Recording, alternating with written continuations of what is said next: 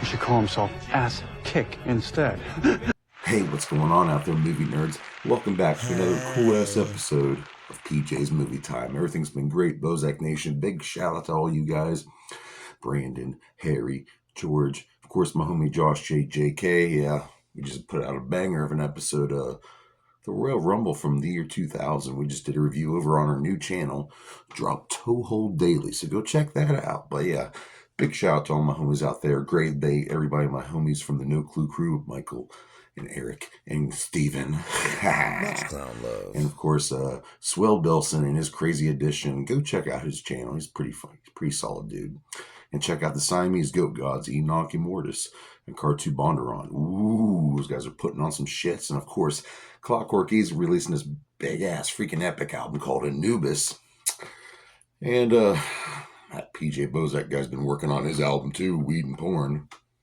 Might want to check that out too. But let's get back to the movies. You know, last week we had a really fun episode with the Day of the Dead. Ooh, 40 years in the making. That was really cool. And I thought, let's go back to, let's do an epic action movie. Let's go to a comic book based movie that I feel like is very underrated. And it's pretty epic. And I think it should be mentioned among best superhero adaptations ever made. We're going to do today Kick-Ass. Yeah, Kick-Ass. This came out in 2010. It's based off of a comic book. You know, it's more, more adult. A lot of violence. A lot of cool characters though.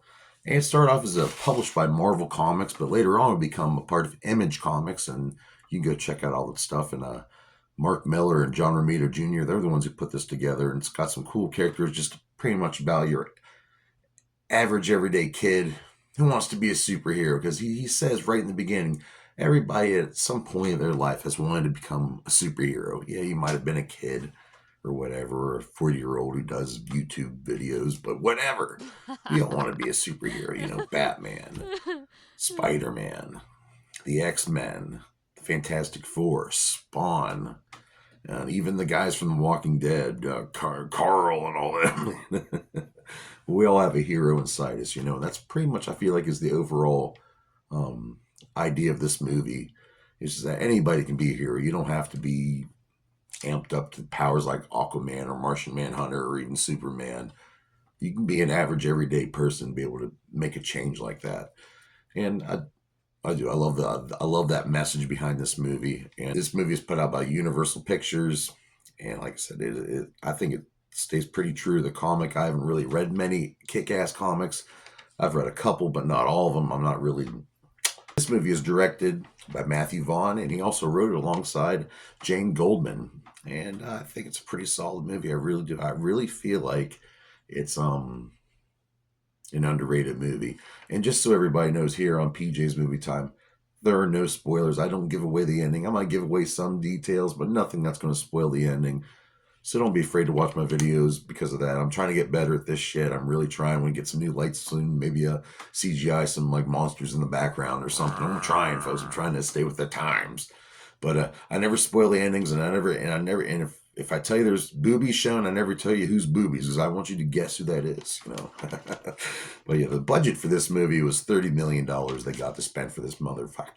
Right. The budget for this movie, they're given about $30 million to make, and it grossed about $96 million, and that's pretty successful. That's a pretty good, you know. But this movie, like I said, this kid and his friends, they like comic books, but they're teenagers. They're going through puberty, and you know, they talk about having to wank off and dating girls or jerking off, mostly to my English teacher. This one kid, he's just tired of it. His name's Dave Lazuski. His name's Dave Lazuski, and yeah, he's played by Aaron Johnson. And by the way, this would be like his third Marvel-based superhero character. He played Kraven the Hunter. Who else did he play in Quicksilver and Age of Ultron? So, I mean, hopefully one day, I think he's a great character to play Kick-Ass, but he ends up he tries to become a superhero with his green spandex costume and his little batons, and well, he gets hit by a car and he goes through all this recorrective surgery all over his body. He's pretty much really tough after that. He can take an ass kicking and without being, because he's got so much shit done over from his surgery. And then he takes on this role of Kick-Ass, and Meanwhile, there's this big drug kingpin, Frank D'Amico. And he's a freaking piece of shit, and he has a son and all that, and a family. And he kind of puts his son off to the side to deal with his crazy antics as a gangster. And his name's Chris, and he ends up wanting to become a superhero too, but more of an anti-hero, straight up villain, pretty much what he ends up becoming. And that's what spawns. But let's go into it. Let's go into it. Who stars in this movie? Well, we have a couple of friends there of Dave. Dave's good friends, played by a couple of names you might remember, like Evan Peters. Evan Peters playing his friend Todd. He's kind of cool, and Evan Peters looks like such a baby in this movie. He always kind of looks like a baby, though. We also have Clark Duke playing Marty, his other friend. You know, they support his friend, and they notice this guy kick ass, and they don't really put two and two together until the end. so it's kind of cool to see that. And I mentioned, there's always a superhero always has a love interest in this movie, and of course, the love interest in this movie would happen to be played by Lindsay Fonseca, who plays Katie. And yeah, of course, he's in love with Katie, and he ends up kind of hooking up with her, but she kind of has a thing for kick-ass, so good thing they're the same guy, And I mentioned there was the kid earlier he's rich, and he gets kind of exiled from his dad because his dad's this big-time gangster. And that character would be played by Chris Mintz-Plasse, playing Chris D'Amico.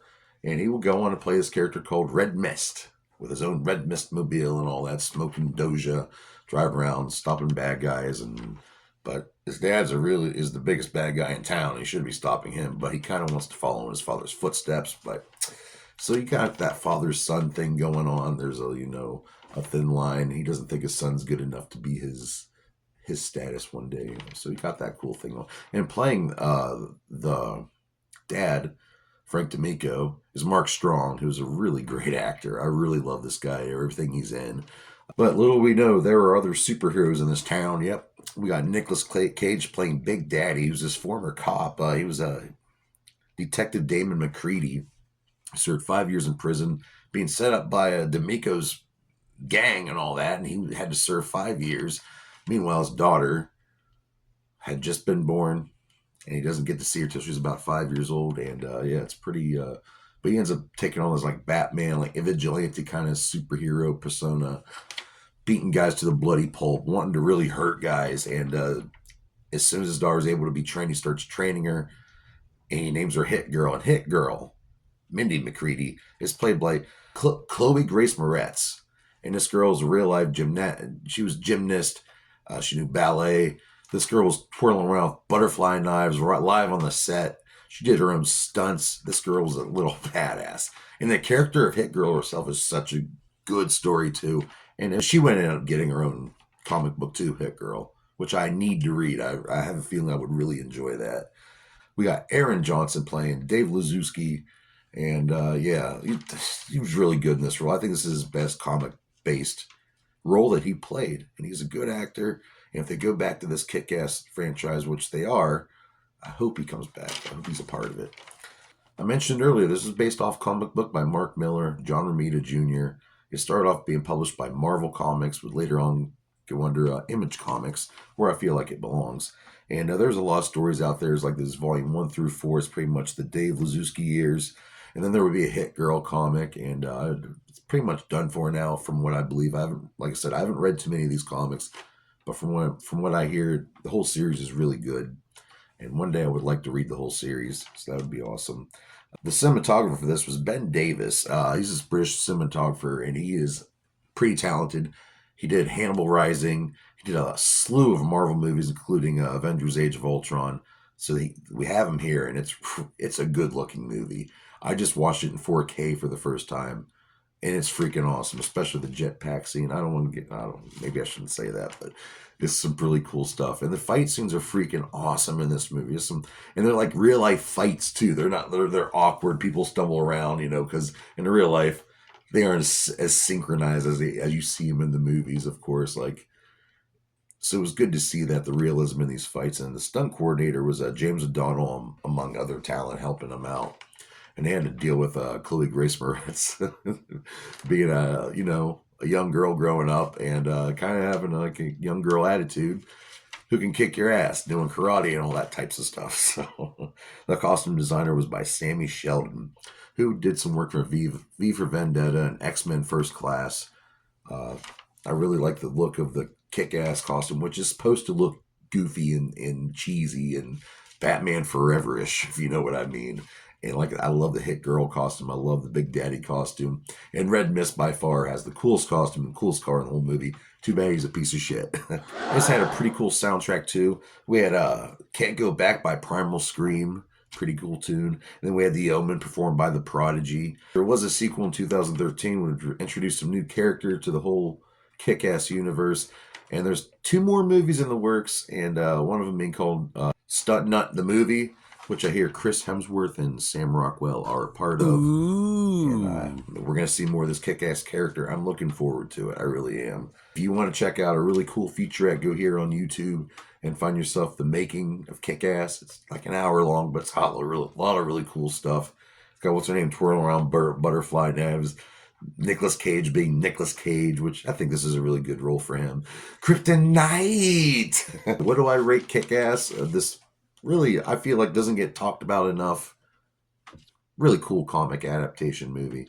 I'm going to have to give it a good 4 out of 5 dog dicks.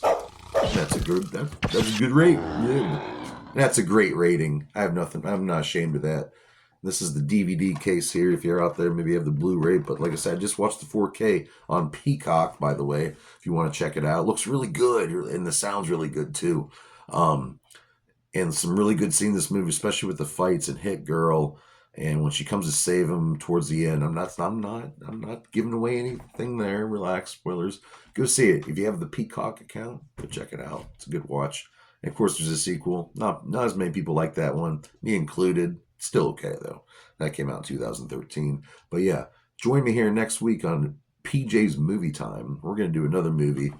And I really haven't mentioned it much, but David Lynch passed away. Everybody, if you know me, you're close to me, the last few years I've been really into David Lynch. Twin Peaks, Wild at Heart, Mulholland Drive. I love all of them. But David Lynch just passed away at the year 78.